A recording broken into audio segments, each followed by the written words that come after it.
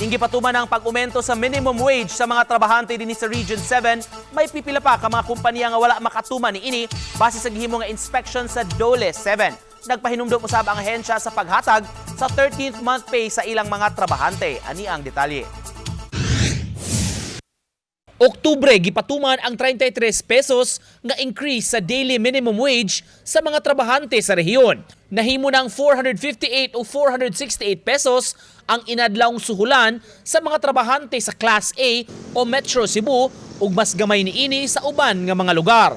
Mato ni DOLE 7 Regional Director Lilia Estiliore, sa kapin 2,000 ka mga kumpaniyang na-inspeksyon, mga 25% niini ang wala pa makaumento sa sweldo. Most of the reasons is that the principal have not allocated yet for the whole year.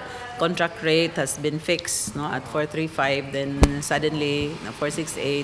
They were not able to anticipate, so some are centrally based, so they need to have approval. Ang dili gyud matagaan, they can file sa ato. Ning nagkaduol ang Pasko, nagpahinumdum sab ang ahensya sa paghatag sa mga employers sa mandatory 13th month pay sa ilang empleyado.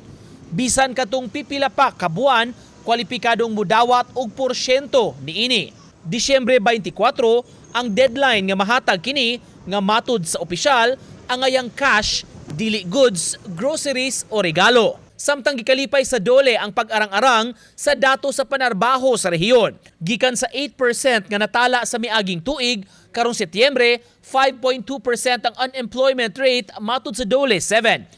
Uban ni Marlon Melgazo, Nico Sereno, GMA Regional TV Live.